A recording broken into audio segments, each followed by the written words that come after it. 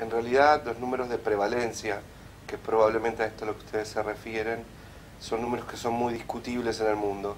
En la última reunión de la International Society for Autism Research, que fue ahora en Rotterdam, en una mesa de diversidad cultural de países con bajos ingresos, nosotros vimos que estos números no están calculados. De hecho, en la Argentina, hasta la fecha, no hay ningún estudio publicado, a excepción de uno que mandamos a publicar nosotros desde la Universidad del Litoral. Ese estudio nosotros lo hicimos aquí en Santa Fe, es el primer estudio de prevalencia, ya fue presentado su diseño y fueron presentados sus resultados. Nuestros resultados difieren un poco, para nosotros es 1 en 128 en Santa Fe, en niños de entre 18 y 36 meses, que fuimos los que nosotros evaluamos, y calculamos que a esta altura, después de haber concluido el estudio, esos chicos tienen 3 a 5 años, pueden rondar los 150 netos, claro. 135 niños netos, lo que es un número altísimo para la ciudad, con este trastorno, estando en un jardín de infantes, en una escuela primaria o en un lugar donde van a cuidado. Doctor, ¿por qué hay esa diferencia de un país a otro? ¿Cuál es el estudio distinto que se hace aquí? Todos los estudios de prevalencia dependen de un grupo de bioestadísticos y en función del diseño del bioestadístico en conjunto con el clínico, que es el que sabe por ahí un poco más de la metida de la clínica del autismo y cómo reconocerlo, es en esa decisión donde uno incluye criterios de inclusión, criterios de exclusión, cómo busca la población, sobre qué grupos poblacionales se basan. Nosotros en Santa Fe fuimos a todos los barrios, nosotros hicimos un diseño que contempló la búsqueda de estos niños en forma proporcional en cada uno de los 8 distritos. A veces, algunos estudios tienen vicios de sesgos, que se llaman, o bias. Es que toman una metodología que muestra números, pero en el análisis puntual del diseño del estudio, uno encuentra algunos caminitos en que hacen que este estudio dé los números que por ahí uno desea que den intencionalmente. Claro. Estos datos o algoritmos, doctor, obligan a preocuparnos, digamos, como sociedad. ¿Esto generaría que el Estado tenga que poner un poco más el ojo encima en torno a este tipo de trastorno? La preocupación debería haber estado siempre. Los números para nosotros mandan, porque los números indican posibilidades de programar después. Claro. Si yo tengo números que dicen que tengo 150 niños aproximadamente circulando por los jardines de infantes de la ciudad con este trastorno, me obliga a pensar cuántos terapeutas voy a necesitar para trabajar con estos niños, cuántos sistemas de salud van a ser involucrados porque estos niños tienen alta incidencia de otros compromisos, cuántas maestras voy a necesitar en función de trabajar con estos niños, cuántos medios de transporte voy a necesitar porque algunos de estos niños no se trasladan solos, claro. Cuántos padres dejan de trabajar o pierden horas de trabajo en función de tener que ocuparse del cuidado de estos niños. O sea, hay un montón de cosas que un número estadístico significa más que el número estadístico frío en sí, sino que es lo que el Estado y las coberturas sociales privadas deben responsablemente tener una respuesta para con esta gente. Claro. Doctor, saliendo de las estadísticas que sin duda marcan lo que es el autismo, ¿cuáles son las características? Esto es un compromiso que tiene, digamos que 3 características importantes. Una es el déficit en la comunicación, que no es esto que estamos haciendo únicamente nosotros, sino que podemos hablar y quien esté hablando de una forma en que no comunica.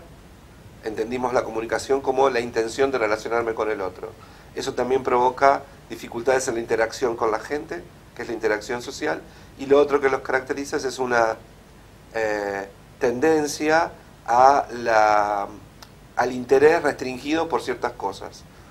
Por ejemplo, ciertos temas. Los más pequeños pueden ser temas de historia, temas de dinosaurios, temas de zapatos, temas de la Antártida, o sea, cualquier tema que genera un interés inusitado y muy atrayente que también no le permita comunicarse y lo aleje del resto de la gente. Eso para esta gente como debajo de un paraguas, donde hay algunos que tienen mucho más compromiso de todas estas cosas y otros menos, y estos que menos tienen por ahí están deambulando entre nosotros y trabajando con nosotros y siendo científicos y siendo abogados o siendo ingenieros. O sea, el espectro no respeta clases sociales y no respeta profesiones ni nada. Bueno, son síntomas que se deberían tener muy en cuenta, ¿no? Para tomar conciencia y como padres actuar en el caso de que detectemos esto. ¿Qué importancia tiene llevarlo a profesionales para establecer un diagnóstico integral y poder abordar la problemática? Lo que se busca actualmente y las mesas de discusión que se vieron en Rotterdam tienen que ver con los signos tempranos y la detección por parte de los padres de esos signos tempranos.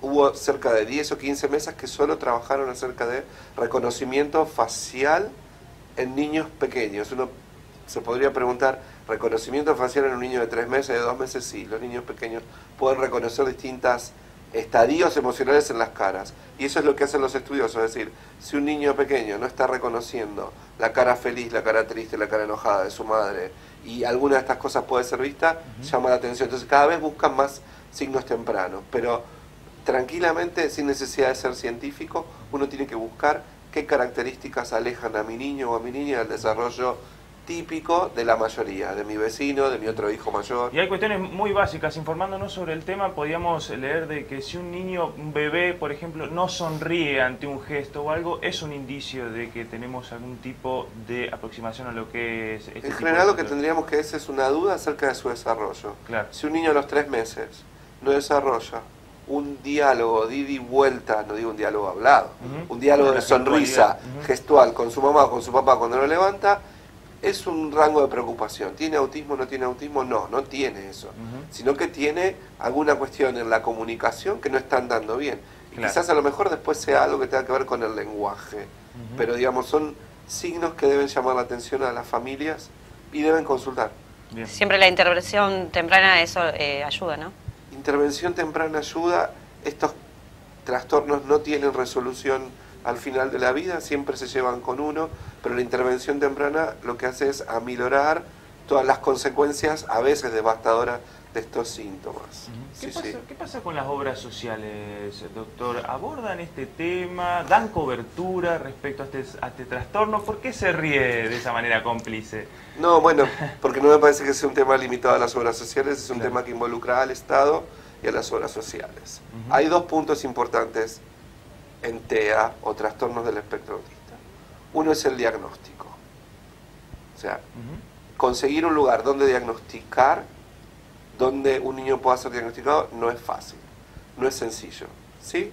A pesar de que podemos estar trabajando y yo puedo estar aquí con 4 grados punto 7 a las 7:30 de la mañana hablando de autismo, es difícil encontrar centros que se dediquen a esto y lo hagan seriamente. Incluso ¿sí? en Santa Fe. Incluso en Santa Fe, ¿sí? Digamos, centros de diagnóstico a nivel estatal, hay poquitos. En la ciudad de Buenos Aires hay un sistema que se llama Protectea, en la provincia de Buenos Aires este sistema se está proyectando, y en lo personal nosotros estamos desarrollando con un grupo de gente algo en la provincia de Entre Ríos. Estamos tratando de, en función de una decisión del Estado de entrerriano, hacer una suerte de unidad de diagnóstico y asesoramiento. Claro. Una vez diagnosticado, el problema es qué hacemos con este chico. Y el tema es que, en función de lo que yo dije del paraguas, o sea, la gravedad del cuadro, más la edad del paciente o del niño, uno deberá decidir qué planes de trabajo tiene que hacer. El tema principal es que estos planes involucran muchas horas de trabajo, muchos terapeutas, muchas horas son por lo menos 2 o 3 horas por día, y si somos números como en estadística, multiplicamos 3 por 5 por 4, es 3 por 5, 15, por 4, 60, pongamos 40 horas de trabajo, eso involucra mucho dinero. ¿Y cómo se lo aborda a un paciente con trastorno de autismo? Cada niño tiene un diseño en particular, es como si cada uno tiene su auto y tiene su mecánico. En función de los déficits y las potencialidades que vos tengas, es lo que diseñas como trabajo. Si yo tengo un niño que ni siquiera habla, 50% de los niños con autismo no tiene lenguaje verbal, lo que tengo que hacer a lo mejor en primera asistencia es comunicar y después empezar a ensayar y trabajar para ver si puedo generar lenguaje verbal. Entonces el niño va a tener un diseño. Distinto es un niño de 4 años que sea verbal y sea autista y que, por ejemplo, tenga problemas con la regulación de los sonidos. Claro. Porque los sonidos en tal lugar lo ponen de tal manera. Yo tengo que trabajar para ver esta cuestión sensorial o trabajar para empezar lectoescritura. ¿Sí? Cada niño tiene un diseño en particular.